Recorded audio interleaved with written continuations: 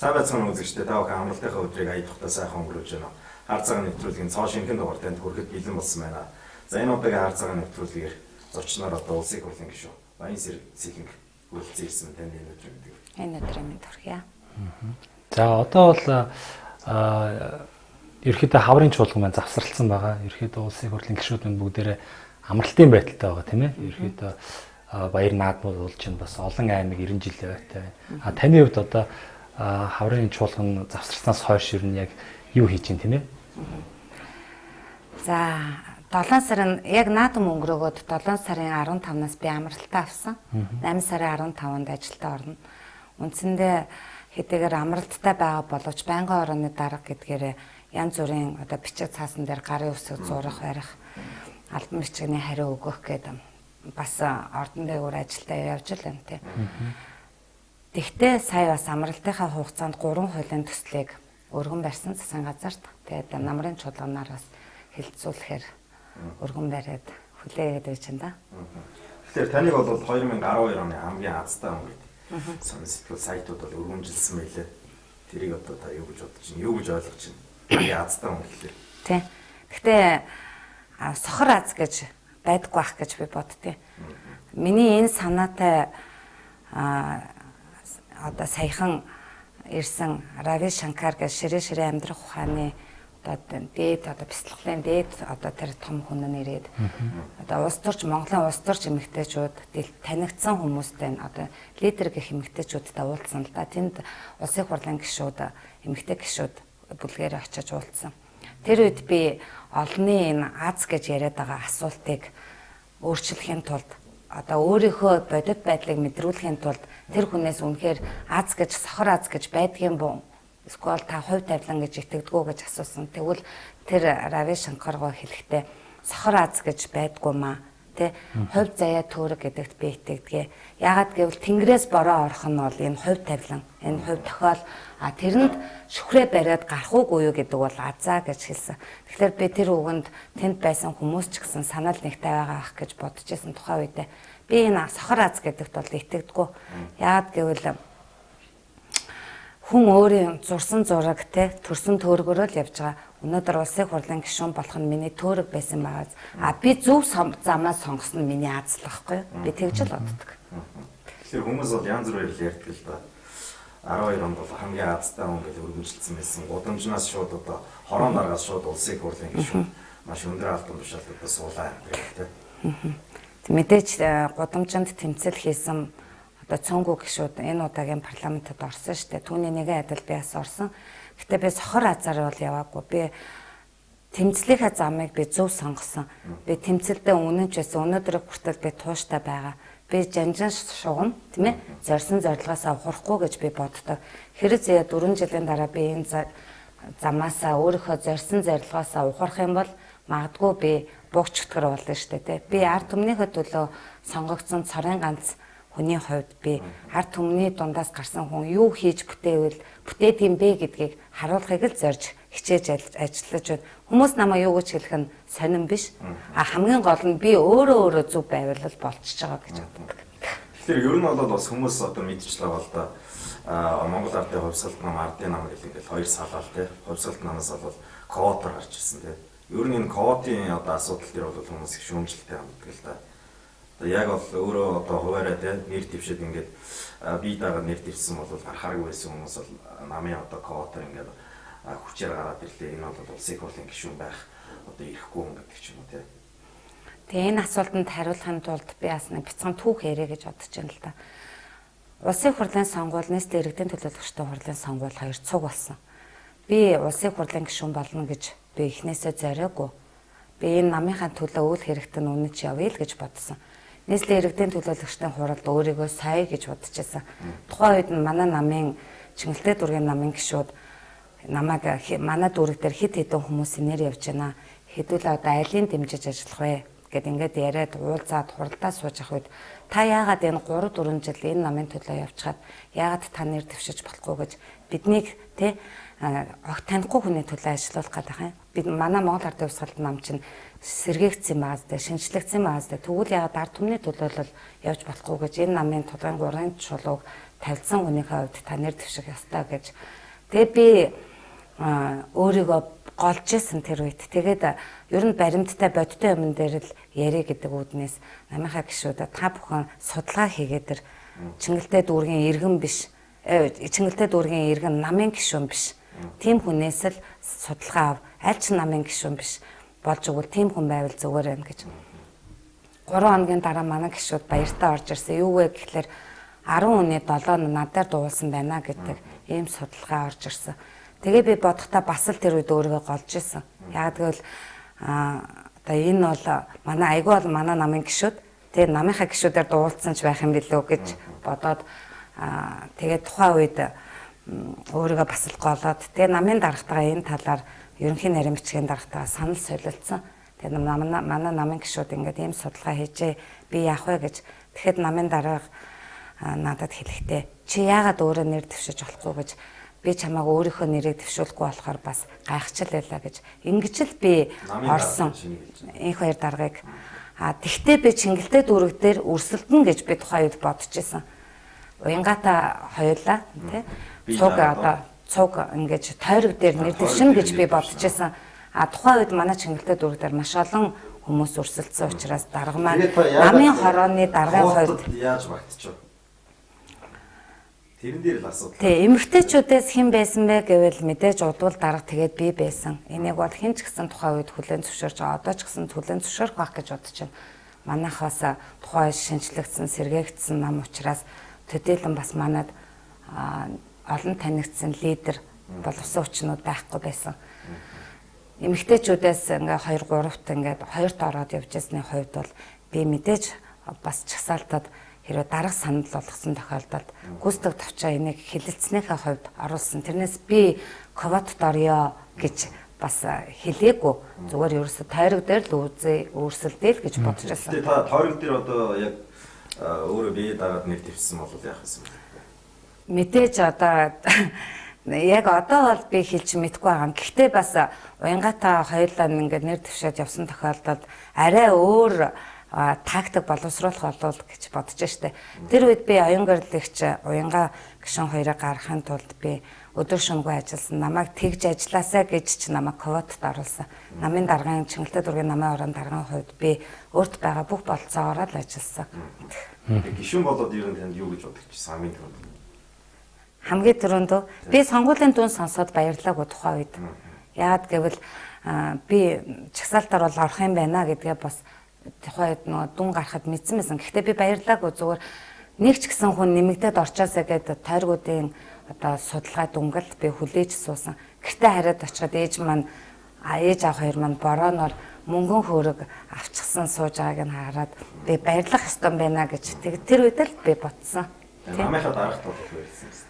Намынхаа дарагт намын дарга маань намайг чин шударгаар ажилласны минь үнэлсэн. Нам маань өөрөө үнэлсэн байхгүй. Зөвхөн энэ ковотод орох асуудал бол намын даргын шийдвэр биш. Гүйцэтгэх төвчөөний шийдвэр, багчуулганы гишүүдийн шийдвэр. За би асуучлаа. Манай судалгаа маань байга асуучлаа. Тэгээ надад ерөөс боломж олгосонгүй. Би танаас яг урд нь одоо намын гишүүн байсан уу байгаагүй эсвэл яагаад одоо Монгол Ардын Хувьсгалт намыг одоо сонгож энэ намын төлөө зүтгэж те ард түмнийхээ төлөө ажиллая гэж ер нь бодс шийдсэн бэ.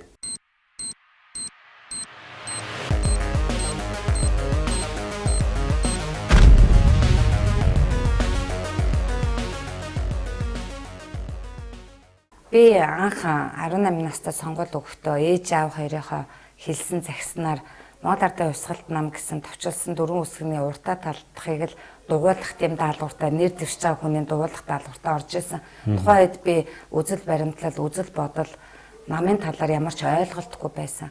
Би цагдаагийн актив төгсөн, анагаахын сургуулийг төгсөн. Тэгээд ажиллаж байгаад дараа нь хүний нөөц Чингэлтэй дүүргийн одоо хүний нөөцөд бүртгүүлж тэгээд засаг дарга болсон.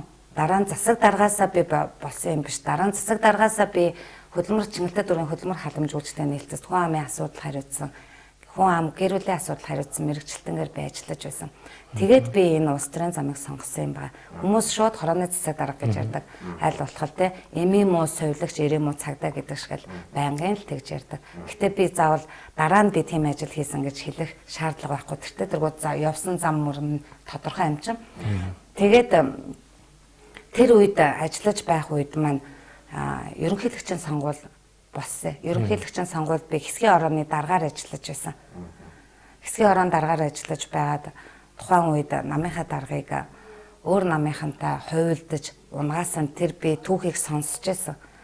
Дараа нь элбэг төрж биш зоригт гишүүн нөхөн сонгуул болоод Чингэлтэй дүүрэг дээр нөхөн сонгуул болоод зоригт гишүүнийг намынх нь бодлогоор дэмжиж намын гишүүд нь болохоор энх хоёр даргаыг одоо хүсээд тий ингээд нэр дэвшүүлсэн. Гэтэл 19 Чингэлтэй дүүргийн 19 хорон дээрээс нэр дэвшсэн энх хоёр даргаыг намынхан нөхдүүд мөн удирдах дээд зөв байгууллага дээр унгаасан намын дээд байгууллага дээр ингээд зоригт гишүүн Эрдэс баялаг эрчим хүчний сайдаар томилогдож очсон. Тэр цаг үеэс би энэ лойр болохоо байсан гэдгийг мэдэж тэгээд намын гишүүд нь хүсээд байхад намын дээд удирдах байгууллага нь хороодоор үүрээр оруулаагүй хүнийг оруулж ерөнхийлөгч байсан хүнээ унагсанд нь би бас дургуулж тэгээд энэ хоёр даргатай энэ намын үйл хэргийг одоо сэргээж байгуулахын төлөө хамтарч ажилласан.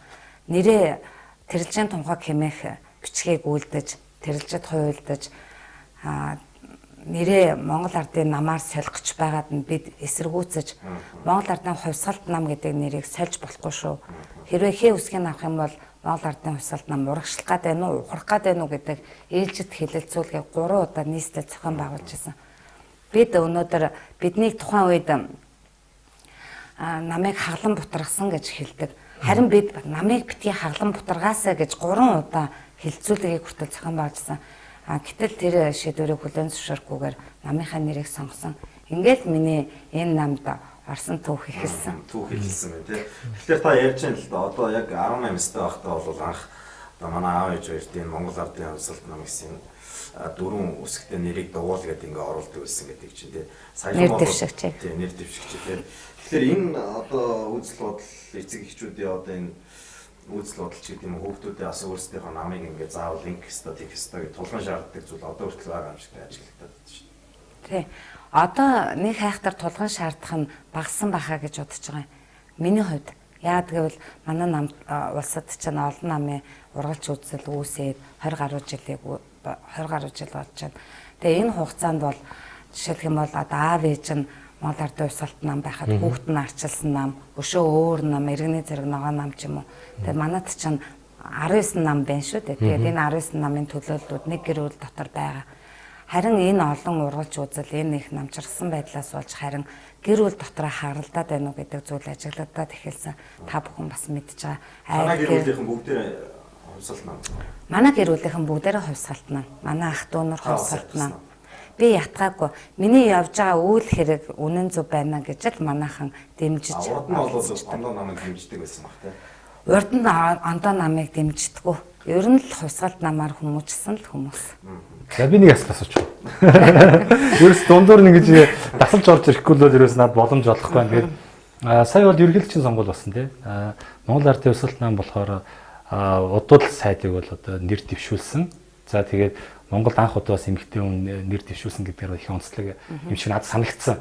Ерөнхийдөө ингээ хэвлэл мэдээлэл болон сайтуудыг хараад хахад бол ингээл янз бүрээр ярьсан л та. Одоо юу гэдэг ямар нэгэн тохиролцоогоор одоо ингээд Монгол Ардын намын одоо юг одоо Хуваана, Сандлаг Хуваанач гэдэг юм ингээл янз бүрийн яриа хөрөө гарч ингээд сайтын ертөнцөөр бол одоо ингээд янз бүрийн мэдээлэл гарч ирсэн. Та энэ дээр яг ямар тайлбар бас яг өөрөө яг дунд нь байсан үнийг хэлэх вэ те. Яагаад удал сайдыг бас Монгол Ардын хувьсгалт намаас ерөнхийлөгчийн сонгуульд бас дэвшүүлэх болсон юм бэ?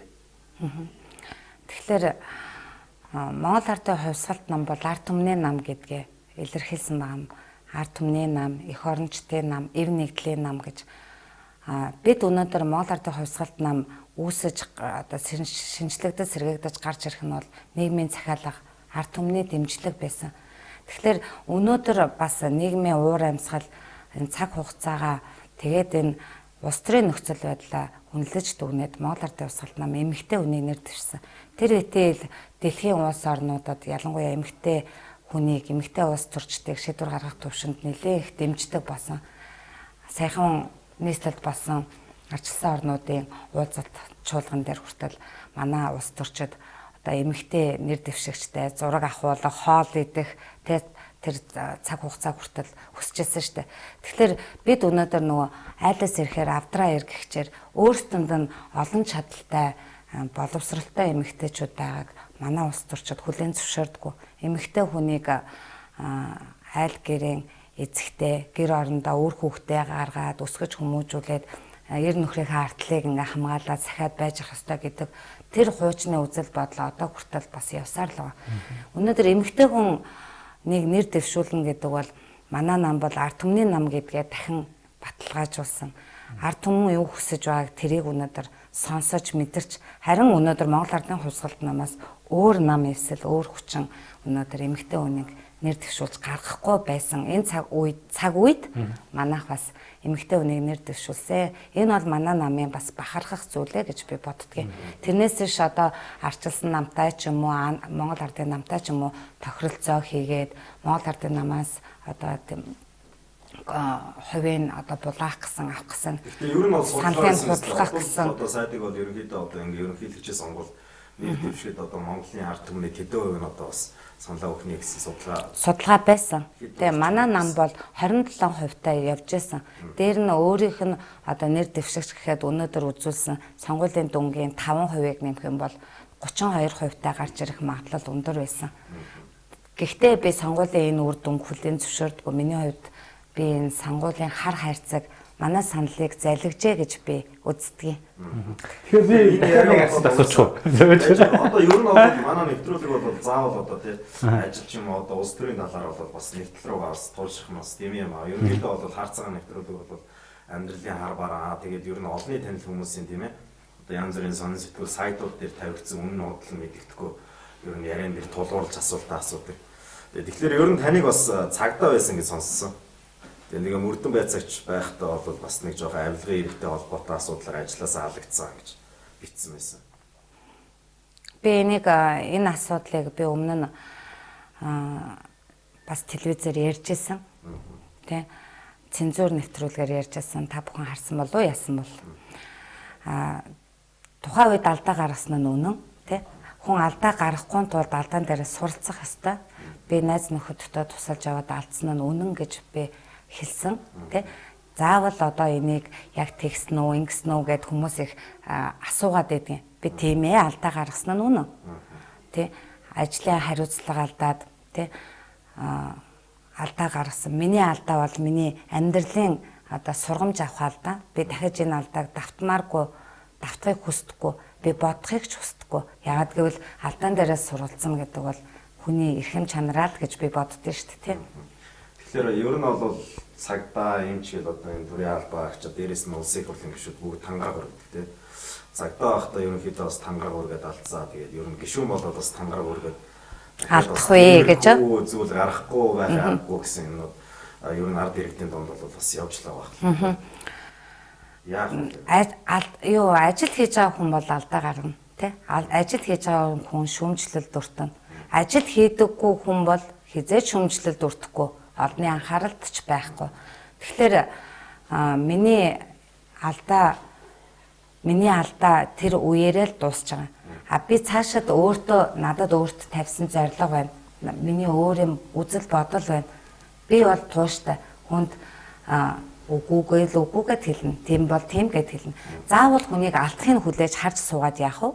Тэ? Тодорхой цаг хугацааны дараа энэ хүн үнэхээр одоо ингэж ажиллажээ, тийм байжээ гэдэг үнэлэлтэй л үг те. Тэрнээс өмнө нь хүлээгээд хүнээс өөй хайгаас совл өөгүй хүн гэж байхгүй те. Алдаа гаргадгүй хүн гэж байхгүй.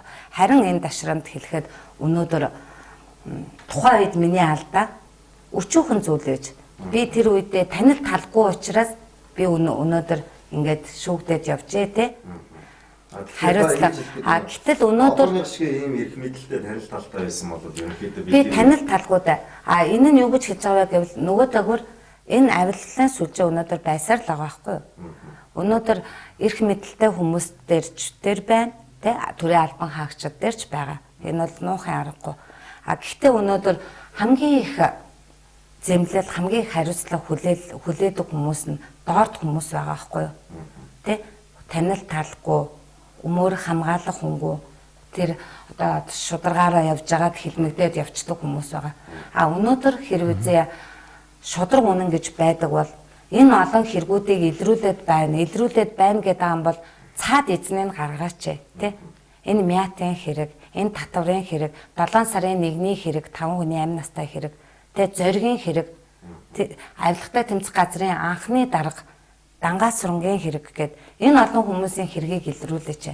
Яагаад тушаал өгсөн, гүйцэтгэсэн хүмүүс нь хариуцлага хүлээдэг. Энэ одоо зарчмыг болиулъя л да. Тэ шудраг үнэн гэдэг бол өнөөдөр ард түмнийхээ тэр үндсэн хуулиар олгосон эрхийг хамгаалдаг байх хэрэгтэй. Ялангуяа хууль шүүхийн байгууллага өнөөдөр хүний эрх нэрээр эргээд өөрийнх нь эрхийг хязгаарлаж байгаа. Энэ бол болохгүй асуудал гэж би боддгийг. Тэгэхээр таны ярьж байгаа юмнаас би бас ингэж ойлгоод байна л да. Та дөрөв бас хэлжсэн тийм. Танил талгүй хүн бол одоо ерөнхийдөө бас жоохон алдаа гаргахад бол цаашаа гэдэг болчихжээ тийм. Танил талтай хүн бол одоо юу гэдэг нь юунаас ч мултраад гарчиж байгаа байхгүй юу? 5 жилийн юм уу эсвэл одоо нэлээд ял авч явах 5 тэрбумын эрхтэй хүн бол танил тал янз бүрийн ямаараа ярьж байгаад нэг 2 жил ч юм уу тэрнийхээ жил хагасан ч юм уу 6 сарын цуг үлдсэн өршөөлийн хуулиар гараад ирдэг ч юм уу ийм байдал бол их байна л да тийм. Хадгалам зээлийн хоршооны хохирогчтой уулзлаа. Тэгэхээр одоо яах вэ? Тэгээ хорих байгууллага дээр хүүхдүүдтэй уулзлаа тийм. Эмэгтэйчүүдийн хорихтоор очлоо. Хүүхдийн асрах байгууллага дээр очлоо. Тэр үтэл Монголын төр хүүхдээ хайчаад байхад хүүхдийг аваад шашны үзэл сурталчлаад нэг Франц 2 гэлэнмаа үйл ажиллагаа эрхлээд 5 жилийн өмнө үйл ажиллагаа эрхлэх зөвшөөрлөн дууссан. Монголд үйл ажиллагаа эрхлээд ингээ явж байгаа түр нь хайхрахгүй тэр хүүхдүүдийг, тэр ээжүүдийг, тэр өнчин хүүхдүүдийг хайхрахгүй байхад явсныхын төлөө авилгатай тэмцэх газар шалгаж л байгаа. Тийм учраас та нэг өгөөмрийн хүүхдийн асрамжийн тусгай зөвшөөрлийг цуцалсан юм уу те? Би цуцалсан биш. Цуцалсан байсан юм ин. Цуцалчаад үйл ажиллагаа явуулж байгааг нь илрүүлж л гаргасан хэрэг. Түүнээс биш би өнөөдөр цуцалсан асуудал биш. Тэрийг дийлэхгүй байна те. Агентлагын дийлэхгүй байгаа учраас тэрийг би дэлгэж гаргасан даа л байна. Хүүхдийн одоо өгөөмөр асрамжийн газрын үйл ажиллагааг нь одоо тусгай зөвшөөрлийг хурааж авах гэж тэр 2 гэлмаатай л ярих асуудал байсан юм шиг. Тий. Тэр 2 гэлмаатай тэр гадаадын хариатын асуудал гэсэн. Тийм байсан хүүхдүүд харж байна. Төр хүүхдүүдээ мэдэх ёстой. Төр хүүхдүүдэд анхаарах ёстой байхгүй юу? Яагад гэвэл тэр төр улсын өмчийн асрах байр гэж байгаа. Тий асрамжийн газар хүүхдийн асрах төв. Тэр асрах төв дээр гэхдээ тэр өмнөх дарга нь хичнээн их мөнгө төгрөг гэдэж тэр хүүхдүүдээр хичнээн их шаавдсан байна тий. Өнөөдөр дахиад тэр хүүхдүүдийн асуудал дахиад сөнхөгдөж чинь юу вэ гэвэл 18 наснд хүрсэн хүүхэд асрах төвөөсөө гарах ёстой. Тэ хайчих уу? Тэ тэр хүүхдүүдийг нийгэмшүүлэх ажил хоцрогдсон байсан. Намайг очиход тэр хүүхэд автобусанд суугаад кино театраа мэдхгүй байсан 10 дугаар ангийн хүүхэд. Тэгэхээр тэр хүүхэд өөрийнхөө төлөө хинтээ очиж уулзгаач мэдхгүй байхад тэрийг хэн заах ёстой? Тэнд байгаа албан тушаалтнууд, тэнд байгаа үүрэг хүлээсэн хүмүүс, дээрээс нь төр нь өөрөө хяналтаа тавих ёстой. Тэр хүүхдүүд одоо тэр хүүхдүүд улсын асрах төвд очсон байх гэж бодож байна тийм. Ерөнхийдөө бол та бас хойноос нь бас хөөцөлдөж явсан юм бол байхгүй. Явж байгаа. Явалгүй яах вэ? Мэдээж хүн амын хөгжил, нийгмийн хамгааллын яам, нийслэлийн хүн амын хөгжлийн нийгмийн хамгааллын яамныхантай уулзалдаад энэ асуудлыг бас даруй шийдвэрлэх талаар за тэгээ гадаадын хариуцлагын асуудал эрхэлсэн газарт бас энэ Франц 2 гэлэнмаа дээр энэ тусгай зөвшөөрөл нь дууссан байхад тэр визний зөвшөөрлийг сунгасан асуудлыг хүртэл тавьсан байгаа тийм. Ер нь одоо Монголд үйл ажиллагаа явуулдаг гадны шашны компаниудад ер нь шашны байгууллагуудад тусгай зөвшөөрөл Монгол улсын хэмжээнд гаргаж өгдөг юм тийм. Эсвэл Монгол хүний нэрээр гаргаж өгдөг юм. Тухайн байгууллага дээр нь тухайн хүн дээр нь гаргаж өгдөг юм байна. Манад үйл ажиллагаа гадаадын иргэнд манад үйл ажиллагаа буйны үйл ажиллагаа хүмүүнлэгийн үйл ажиллагаа явуулах нэрээр орж ирдэг юм байна. Тэдэнд өөрсдөнд нь гэтэл Монгол хүн өнөөдөр Америкт нэгдсэн улсад, Францад тий за Хятадд, Японд очиод тусгай зөвшөөрөл авч чадах уу? Тэ? Ийм л байгаа. Тэгэхээр юу та сая түрүүн хэлжсэн тийм ээ. Хаврын чуулган ингээ өндөрчлөө. Одоо ингээд намрын чуулган туутахгүй бас 10 сарын 1-ээс эхэлнэ гэж байна. Тэгээд та энэ намрын чуулганаар нэг 3 хуулийн төсөл бас бусад гишүүтээ нийлээд одоо ингээд ажилласан юм байна тий. Одоо нууц биш бол одоо ямар 3 одоо төслийг улсын их хурлд барих гэж байгаа бай. Тий. Миний өөрийн санаачилсан хуулийн төсөл байгаа юм л та. Тэгээд та дангаараа хийсэн. Дангаараа. Тэр нь юу вэ гэхэд одоо энэ 10 жилийн хүүхдүүдээс автобусанд өн төлж явдаг шүү дээ. Автобусны өн. Тэгэхэд оюутнууд нь виза карттай, өндөр насны нь тий бас карттай, визатай. За тэгээд хөгжлийн бэрхшээлтэй хүмүүс нь бас өөр ингэсэн үзүүлж харуулдаг бичиг баримттай. Гэтэл 10 жилийн ямар ч орлогогүй хүүхдүүдээс ээжиг нэмээчиг хүн мөнгө нэхэд тэгээ өвлийн үүтэнд автобуснаас хөөж буулгаснаас болж хүүхдийн хөл хүртэл хөлдсөн энэ асуудал байсан. Тэгээд ялангуяа өөрөө гэр хороололд амьдардаг учраас автобусанд хүүхдүүд яаж эхэлдэг суудгийг мэддэг учраас яаж хүүхдүүд туугдгийг мэддэг учраас энэ орлогогүй ямар ч орлогогүй энэ хүүхдүүдээс энэ автобусны мөнгө нэгдэг энэ асуудал дээр нь хуулийн төсөл боловсруулсан. За 20 дахь хуулийн төсөл гэвэл энэ сэтгцэн өвчтөе хүүхдээ асарч байгаа, хамгаалж байгаа, асран хамгаалж байгаа эцэг эхчүүд ах トゥ амрагч садманд мөнгө олддоггүй. Яг л тухайн хүн сэтгцтэй хүн харахад яваад байдаг. Хуцаа өмсөд байдаг, буруу зүрх харуулад өмсөд байдаг. Тэгээ дээр нь суугаад бицчдэг тий. Ингээ хоолой нэг асган цутган халбагдчихдаг. Тийм учраас нөгөө хөгжлийн бэрхшээлтэй иргэдийн тухай хуулинд тэр асрамж халамжийн мөнгө олгогддоггүй. Тэгэхээр энэ нөгөө насаараа хөгжлийн бэрхшээлтэй хүүхдээ эцэг их нь харж асарч өөртөө ажил эрхэлж чадахгүй тий. Явсараа байгаа л тэгэл өөртөө өнгөрөө дундаг мөн хүүхдүүд нь яг шар хадны бэлнэцэд очдог. Энэ асуудал дээр бас хуулийн төсөл боловсруулсан. За 3 дахь асуудал бол цэргийн албан хаагчдын тухай хуулинд нэмэлт өөрчлөлт оруулахаар тэр нь одоо энэ хэрэгжиж байгаа хуулийн төсөл дээр цэргийн албан хаагчид бол бараг зарим нь тэтгэврт гарсан цэргийн албан хаагчид одоо цалингаасаа өндөр тийм ээ одоо нөгөө цалин хөөс инфляцтай холбоотойгоор явсаар байгаад цалингаасаа өндөр тухайн үед авч ирсэн цалингаасаа өндөр тэтгэвэр авч байгаа. Гэтэл өнөөдөр 10 жилийн өмнө тэтгэврт гарсан хүмүүсийнх нь бол бүр доошо 200 300 мянга. Гэтэл зарим нь бүр 400 500 700 за генералууд за том цолтой хүмүүст нь бол сая гаргаад авчдаг. Тэгээ энэ асуудлыг бол нэг жишг үнээр тооцож зөрүүг олгох энэ хуулийн төслийг өргөн барьсан баг. Ер нь улсын хурлын гишүүн болоо таны амьдралыг дэвшилж байна уучнасаа.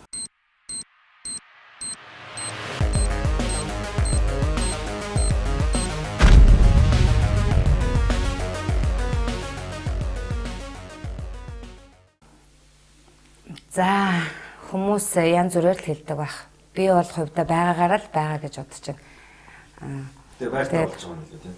Одоогоор Чингэлтэй дүүргийн 17 дугаар хороонд амьдарч байна тийм. Байр надад 250 саяар байр өгсөн юм алга. Би тэр мөнгийг аваагүй тийм. Тамгын газар нийтдээ ажиллаж байгаа 250-аад хүн улсын хурлын гишүүд ингээд нийлээд 76 тэгээд туслах, зөвлөх гэд нийлсэн энэ бүх хүмүүст нь орон сууцны дэмжлэг гэж 250 сая төгрөгөл төсвөлсөн байгаа юм. Тэр мөнгөний нийт хэмжээ нь тэр мөнгөний одоо байр хүссэн хүмүүстэй тэгэл 5-аас 10, 10-аас 20 сая төгрөг гэж өгд юм байна. Хуваагаал хуваарлаа тийм. Тэр мөнгөийг яг нөгөө байргүй учраас надад нааж намайг авсан мэтээр цуурдсан гэж би ойлгодог. Гэхдээ авсан юм бол авсан юм балга, орсон юм алга байгаагаараа байж гэн л. Гэхдээ ер нь хандлага аль талаа байна. Авахар юм шиг байна уу, яахаар юм шиг. За мэдхгүй ямар ч гэсэн өмнө нь өгчээсэн орон сууцны дэмжлэгийг бол энэ парламентад бол байхгүй болгосон шүү дээ. Тэ. Тэгэхээр би байхгүй болгосон юм дээр ганцаараа байр аавна гэдэг асуудал байхгүй байх. Тэ. Байртаач байргууч угаасаа хашаанда хаус амьдрна гэсэн юм. Тэ. Гэр хороолол би одоо бас байшиндаа засвар хийгээд газар шорооны ажлаас эхлүүлчихэд энэ засвар явж байна. Гэхдээ таны хөрөнгө оруулалтын мэдүүлгийг харж байхад бол ерөнхийдөө бас байр бол авах хэмжээний хөрөнгө хөтөлбөр байлаа. Би хэлдэг штэ. Гэр хороололд амьдрна гэдэг чинь ядуу байгаагийн шинж биш штэ. Тэ? Гэр хороолол чинь сайхан штэ. Тэгээ ер нь одоо хамар хашааны ч юм уу годамжны хүмүүс ер нь ойлгох төлөв эхлэх байгаас. Гүү гайгүй шүү. Ерөөсө гайгүй шүү. Тэр тал дээр бол нэг асуудал байхгүй. Харин энэ тэнд явж байхад инээж өхрөөд ярьж хөрөө явж байхад амар байдгийг. Зүгээр хашаа орсон ч гэсэн. Та ер нь ажиллаж байгаа үстэй. Хүндэлж харьцсан штэ. Гишүүн болохоос мэдээж хүндэлж харьцсан. Тэ төрийн тушаа болцсон хүнтэйгээ мэдээж төө чи ими гэл ингээд ахгүй штэ мэдээж тэ хүндэлж харьцсан. Ард түмэн бол сайн штэ надад. Би бол ерөнхийдөө одоо намынхаа даргын төлөө бол өгөхөөс шуцахгүй тэгээд чуулганы уралдаа янз бүрийн юм дээр бол ирээ зэрэг аашилдаг юм дээр л нэг янз бүрээр өчтгөл. Би тэгээд ингэж бодоод байдیں۔ Энэ саяхан гарсан нэвтрүүлэг дээр хүртэл ярьсан. Тэ ичгүүргүүгээр аашлах гэж. Ичгүүргүүгээр аашлахгүй байх гэж юу хэлдэг те. Ичгүүртэйгээр аашлана гэж юу хэлдэг. Бас тэ өөртөө хэвлэлийнхэн мөртлөө ийм сони юм яриад байгаа байхгүй. Би гайхаад байгаа. Улсын их хурлын гишүүн гэдэг бол улс төрийн намын төлөөлөл тий намаасаа нэр дэвшиж ард түмний сонголтоор гарч ирдэг. Улсын их хурлын гишүүн парламентд л үзэл бодлоо илэрхийлэх юм бол өөр хаана үзэл бодлоо илэрхийлэх юм. Намынхаа нэрийн өмнөөс өөр хувь гишүүнийхээ зүгээс үзэл бодлоо илэрхийлээд хэрэг зүгээр жирийн хүн өнөөдөр парламентод орж ирж аашилдаг байх юм бол яах ёстой юм те. Тэгээд их хурлын гишүүн гэдгээр намынхаа үзэл бодлыг өөрийнхөө хувь гишүүний үзэл бодлыг илэрхийлснийхэн төлөө тэгэж нэр хүндэнд нь халдаж болохгүй шүү дээ. Тэнд үзэл бодлоо илэрхийлээч л гэж сонгогдсон байгаа шүү дээ. Би дааж гарсан биш те. Би даагч нар бол бас өөр. Тэгтээ өөрийн гэсэн дотроо гэсэн төлөвлөгөөтэй байгаа шүү дээ. Нийтийн эрх ашигын төлөө биш, нэг хүний эрх ашигын төлөө ажиллаад байна гэх. Тэ. Монгол улсын иргэн шүү дээ. Тэ нэг иргэн. Тэ. Нэг иргэн тэгээд биеийн байдал нь тааруу байна тий. Янз бүрийн биед нь өөрчлөлтүүд орж ирж байна. Тэгэд одоо энэ эмнэлгийн байгууллага маань өөрсдөө бас үзэл бодлоо илэрхийлсэн, эрүүл мэндийн яамнаас илэрхийлсэн, биеийн байдал нь хүнд байгаа. Бид цаашлаад бас ямар арга хэмжээ авахаа мэдхээ байж шүү гэж ингээ илэрхийлж байгаа. Тэр төрийн өндөр албан хашж байсан тэр хүнээ өнөөдөр төр нь хайхрахгүй, төрийн хайр харьцааныхаа бодлогыг барьж байсан, нэр хүндтэй байсан ард түмнийхээ төлөө тодорхой юм хийсэн.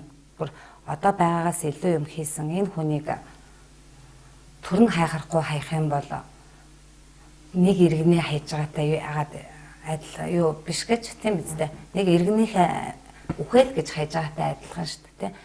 Хэрвээ тэр хүн өнөөдөр Монгол улсын иргэн биш бол би хамаагүй намаа юу гэж чигэж болно. Тэр хүн Монгол улсын иргэн.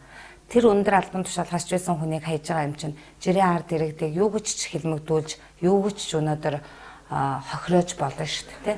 Энэ асуудал бол яригдал байгаа шүү дээ. Маш их олон хүний эрх зөрчигддөг гэдэг.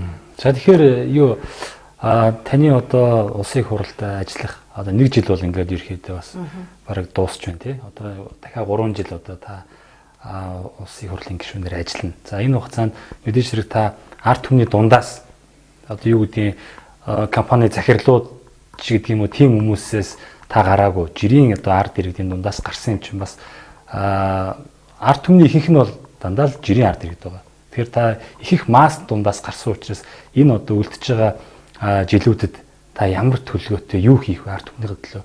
Бас та нэг бодож боловсруулсан нэг төлөвлөгөө байгаа бах те. За би энэ хугацаанд ард иргэд төлөө нэг иймэрхүү зүйл хийгээд бас ингээд нэг юмыг өөрчилчих гэсэн нэг тийм төлөвлөгөө байгаа бах. Тэр төлөвлөгөөний суулцаач. Өнгөрсөн хугацаанд миний хийсэн ажил гэвэл дандаа л ядуу дорой те сул тийм хүмүүсийн амьдралын гүнд орж ажилласан. Цаашид ч би энэ гүндээ хэвээрэл ажиллана гэж бодож байгаа. Яагтвэл улс төрчид мэддэг, улс төрчид ярьдаг, улс төрчид шоуддаг тэр үзэгдлийг шоу хэлбэрээр нь биш, ярьдаг сэдвээр нь биш, хэлдгээр нь биш, ард түмний нүдэнд болоод байгаа энгийн байгаа тэр зүйлүүдийг ил тавьж гаргаж асуудлуудыг шийдэл гэж бодож байгаа. Тэрнээс биш шоудад өнгөрөх биш те. Дээрээс хүний эрх өнөөдөр үнэхээр зөрчигдөж байна. Өнөөдөр Монгол хүн Монголынхаа газар шороон дээр өнгөрөөд унахад газраа хүртэл гадныхнаас худалдаж авч байгаа. Энэ цаг үед бид жирийн иргэн нөхөд төлөө явахгүй яах юм? Тэр ард иргэдийнхээ төлөө явахгүй яах юм? 3-аас 12 сая төгрөгөөр газрыг худалдаад төрөөгүй хүүхдэд төмөр үлгээ бэлдээдгүй шүү дээ. Гэтэл өнөөдөр Монгол хүнийг үхэхийн бэлдээд газар ухаа тавьсан байхад би дуурахгүй гэд яах юм? Тийм учраас хүний эрхийн байнгын хороо байх ёстой гэдэг хуулийн төсөл бас өргөн барихаар боловсруулж байгаа. Тэгээ хүний эрхийн байнгын хороо байх юм бол хууль шүүхийн байгууллагч төр бусад салбарууд нь салбар яам, агентлагууд одоо төрийн албан хаагчид нь төрийн бус байгууллагч төр хүнтэй хүний эрхийг дээдэлж харддаг. А тэр эрхэн зөрчигдсөн тохиолдолд хүний эрхийн байнгын хороо өнөөдөр тэр зөрчигдсөн эрхэнд нь эргээд хяналт тавьдаг, чиглэл өгдөг ийм байгаасаа гэдэг үднээс хүний эрхийн байнгын хорооны төсөл боловсруулаад ажиллаж байна. Ерөнхийдөө манай нэвтрүүлгийн ярилцах хугацаа бол бас дуусах төгсөн юм. Тэгээ асуултууд их байгаа учраас товчхон хариулаад. Гишүүний одоо сарын цалин хэд гэдэг юм? Сая 300. Сая 300. Монгол улсын хөдөлмөрийн үндэсний доод хэмжээ. 144 400. Нэмэгдчихэв. 198 болно 9 сарын 1-ээс. 196. Ерөнхийдөө бол одоо юу гэдэг те сонгуулийн үеэр бол даяар Монгол хөдөлгөөний одоо залуучуудыг ашигласан. Тэгээ намын одоо төсөөс гарсан мөнгийг бол хувьдаа завьсан. Тэр залуучуудад одоо хийсэн ажлынхын төлөө үлсийг нөгөөгөө. Бас нөө. Би харин энэ асуултыг асуугаас гэж олон телевизээс удаж байсан яг асуучлаа. Нэрээ яг үнэн. Даяар Монгол хөдөлгөөнийг би анх сайхан шударга залуучууд байна да гэж би бодож байсан. Тэгж харж байсан. Өөрөөсөө бүх ард түмний их хуралдаад нэгдэж орж ирсэн. Энэ үндэсний хөдөлгөөнд нэгдэж хамтарч ажиллая гэж орж ирсэн. Тэдэнтэй би нэг ширхэг капек зоосоорч би юм амлаж ярьж хамтарч явж байгаагүй. Тэр залуучууд харин хэний явуулгаар ямар учраас миний нэрийг барьж тэгэж ярьсныг би ойлгодгүй. Гэхдээ нөгөө үг өмхөөрөхгүй тэг хэзээ нэгэн цагт би хэлнэ. Тэг хүнийг ингэж улаан цайн гүтгэж бас болохгүй ш. Баян сэлэнгийг хэн болгон дуртаадаа муу ичгээд дургуудаа муучаад дуртаадаа сайн илчээд явдаг бас хүн нь би биш. Юмд аш хэмжээ хязгаар гэж байх хэвээр тий. Өнөөдөр би хамтарч явж исэн хүнээ би тэгэж ар нуруунаас нь утга шаадаг гэдгээр тий. Тийм хүн бас биш. Тэр хүмүүс намайг тэгэж хэлсэн нь би тухайн үед одоо намын баярын үеэр тэр арга хэмжээг үүмэл гэсэн гадны явуулдаг улс төрчдийн гар хөл болж орж ирлээ гэж би үзэж байгаа. Тэгээ уучлаарай залуучуудаа бас тийм залуучуудаа бас хэмжээтэй байгаарай л гэж хэлээ тийм. Хэмжээндээ яаж маар яаж. Та давхраа ил гэсэн юм уу? Гүү. Угийн давхраатай шүү. Тийм. Давхраа ил гэсэн гэж бас хэлсэн байсан. Янз бүрээр хэлэндээ машиныг баазаас авсан үгс. Төмөө олон мэдгэлгүй тийм. Олоод одоо шорон замаар явхад тулаад байна. Тэгээд Nissan Tena машин танд гаргаж өгсөн юм уу тийм. Nissan Tena машин байнгын ороодын дарга нарт бүгдээрэнд нь байсан. За. Энэ байнгын орооны дарга нарт өмнө нь байсан машин. Тэгээд энэ машиных нь хугацаа дууссан, бензин их эзэн гэдгээр Саната 7 машин оруулж ирж бүх байнгын ороодын дарга нарт өгсөн. Тэ би одоо Саната 7 машин унаа явж байна. Тэ хүмүүсийн улс төрчдийн захиалгаар бичдэг хүмүүс одоо бойл гэж хэлмээр шүү дээ. Одоо би алин болгон өөртөө тэ тэр засгийн газарт байхгүй машиныг унана гэж ярина гэж бас тийм юм арай болохгүй шүү дээ тэгж. Бусдын адилд Саната 7 унж байна тий. За тэгэхээр бас өнөөдрийн ярилцлага маань харц цагаан нэвтрүүлэг маань бас их сонирхолтой сайхан боллоо. Тэгээд баян сэлэн гишүүн маань бас сайхан ямар нэгэн одоо татлаад түлхээгээр цензургүйгээр шууд нэг манай нэвтрүүлэг бас зорж ирсэнд баярлалаа. Ер нь бол анх удаа бас манай нэвтрүүлэгт орсон улсын хурлын гишүүн болснараа их онцгой байлаа. За тэгээд бас бид хоёрын зүгээс асуугаагүй асуулт байж магадгүй юм. Та бас яг энэ боломжийг ашиглаад бас манай харц цагаан нэвтрүүлэг үзэгчдэд те хэлий гэсэн одоо үгээ бас энэ нэвтрүүлгийн төгсгөлд бас хэлж болно. За асуугаагүй асуулт ч гэж яхав. Гэхдээ зөвхөн хувь хүнийхээ бодлыг нэвтрүүлгийн төгсгөлд хэлье гэж бодож байна. Би жирийн аавын ээжийн жирийн лохон улсын хурлын гишүүн болсон. Энэ нь ард түмэн намайг гаргасан. Намаа намайг үнэлсэн. Өнөөдөр тэр үнэлэлтийн би зөв замаар зөв үйлээр хариулъя л гэж боддог.